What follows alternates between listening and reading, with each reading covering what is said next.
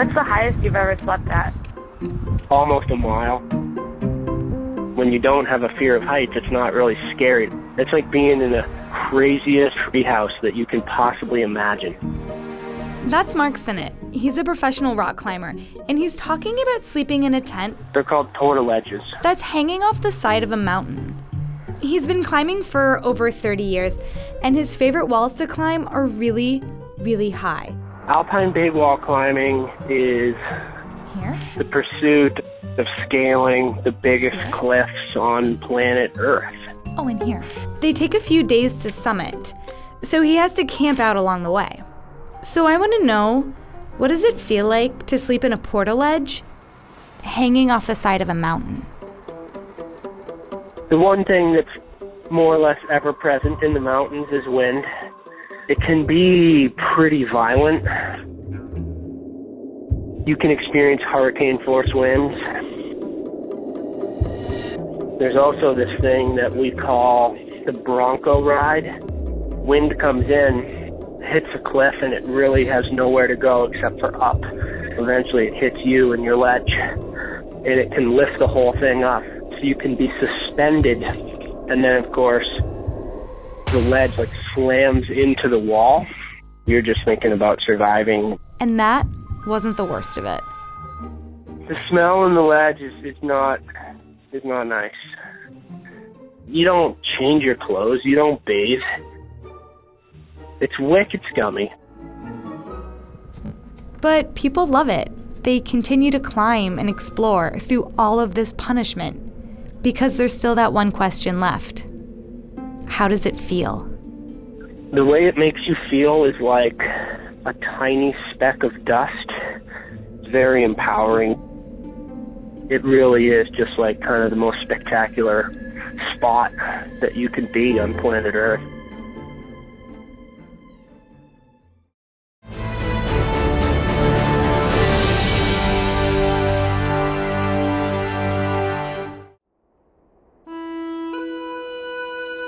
The Tigray region in northern Ethiopia is known for its assembly of rock-hewn churches. Sculpted out of sandstone, the most wondrous of these is Abuna Yamataga.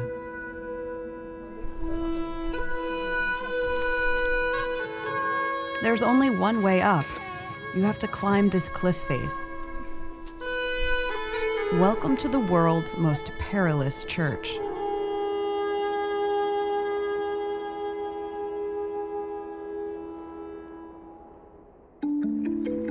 Established in the 5th century, the church is named after its founder and builder, Father Yamata. Perched 650 feet above a steep cliff, some say he chose its location to be closer to heavenly spirits. Others argue it was a strategic move to avoid his enemies. Either way, the church's location, ceiling frescoes, and precious goatskin Bible have attracted worshippers for centuries.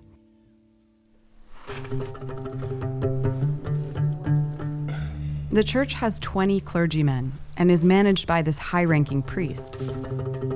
He has lived here for over 47 years, and he makes the climb every day. أنا دما كشي غور رفائيل أسرسها يبهال. أزوية كريستيان زي نوارئية أقلقالي قداسي وداسئية. أوزي دما زلماسو أقايش مسأنا قادي كوينز تقومتكو كل جزية دما وزئية. For fearless worshippers, the 2-hour trek to the top begins by hiking to the bottom of the rock from the valley below. Visitors must first remove their shoes before climbing. نساتهم ما عادين كريوا خلوا فرحمه كم تصعد فيه مسلم لحرجن أتابعنا أوزي حازو أوزي رجسونا بالنجن نساتهم كعات تتابعهم يوصوا أيام اللاسي سلين حبر لهم أيام اللاسي متشوي لأن أنا نحبر لهم.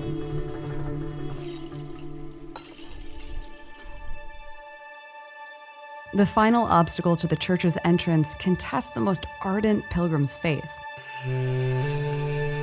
A narrow cliff ledge with a deadly drop to the left and no room for error. Once through, you may think you're in heaven, but you've never felt more alive. ኩሉ ህዝቢ ኣብዚ ቤተ ክርስቲያን እዚ ዘይሰግዲ ኣብዚ ቤተ ክርስቲያን እዚ ዘይሳለሚ የለን ብናይ እግዚአብሔር ኃይሊ ስለ ዝኾነ እዩ ትኾም ኢሉ ኣብዚ ኮይንዮ ኣብ ሜዳ ከይኸውን ናብ ገደል ተሰቂልኒዮ ማለት እዩ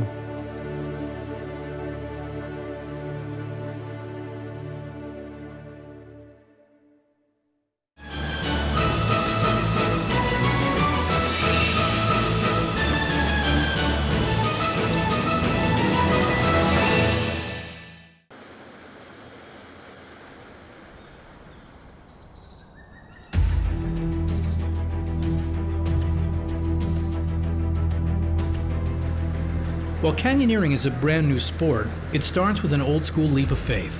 Its participants hold their breath as they rappel down seemingly bottomless canyons formed by centuries of wind and water. Through oncoming waterfalls, around blind turns, and dangling over cliffs, the sport's pioneers take on natural wonders the rest of us would never dare. Kit Turner is one of those pioneers. He and his team are about to enter Canada's Box Canyon for the first time, a place that will make their knees quake.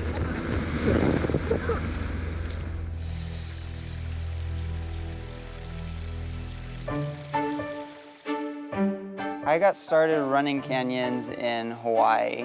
I started rock climbing and eventually made the progression into canyoneering. Jenna's my girlfriend. She's a Hawaii girl, born and raised. We've been dating now for almost 2 years. We met climbing. Kit always pushes me to go outside my comfort level a lot.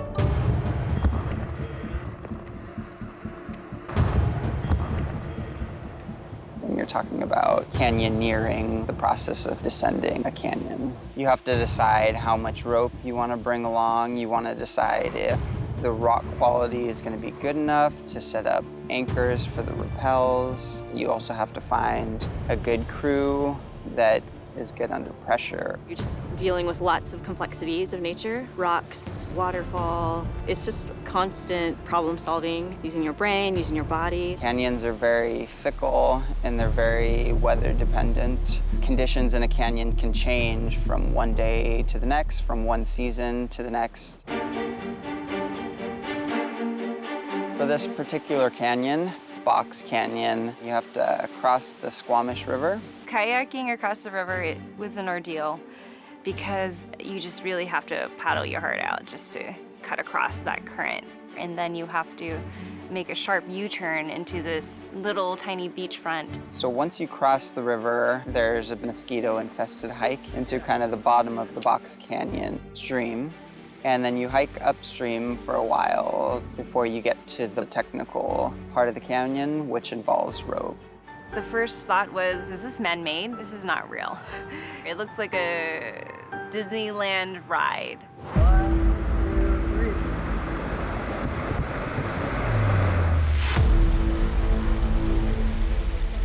3. Box Canyon is considered a Class C canyon.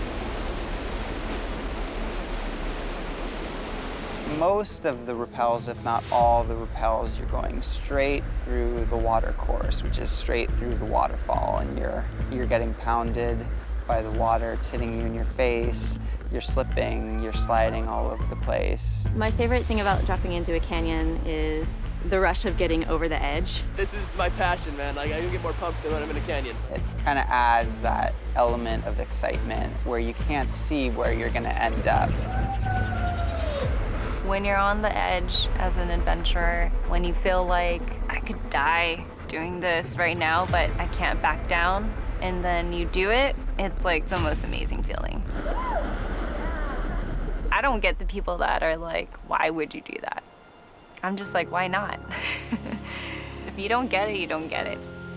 For someone who's looking at doing what we did, which is dropping everything and pursuing your dreams, I would say that it's definitely a leap of faith, and maybe you crash and burn, but the highs are incredible, and you're never gonna get those amazing moments and see if you can really achieve your dreams if you don't try.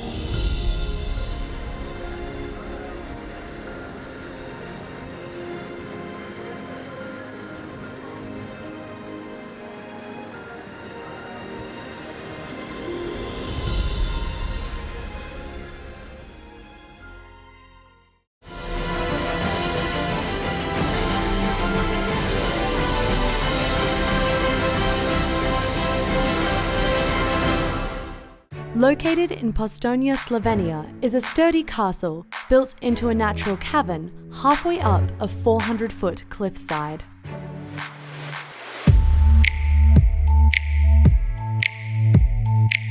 Predjama Castle was built in the 13th century in Gothic-styled architecture. However, after a siege in the 16th century, the exterior was reconstructed and is what you see today. But there's more to this castle than meets the eye. Beneath it lays the Postonia Cave Park. The caves are accessible during May to September and closed in the winter so as not to disturb the hibernating local bats. The castle has changed ownership throughout its history. However, the most famous inhabitor was Ezrim Luga. He was a 15th century Robin Hood-like character who stole from the rich to give to the needy. Today, the castle and caves are open for the public to explore and learn more about its previous colourful owners.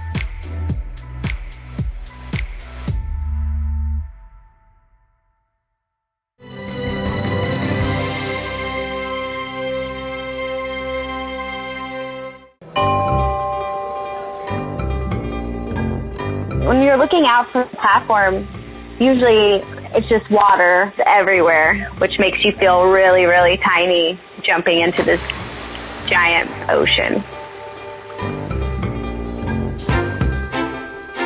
I'm Rochelle Simpson, and I'm a world champion cliff diver. It's very similar to Olympic diving. The only difference is at the end, we're going to land on our feet.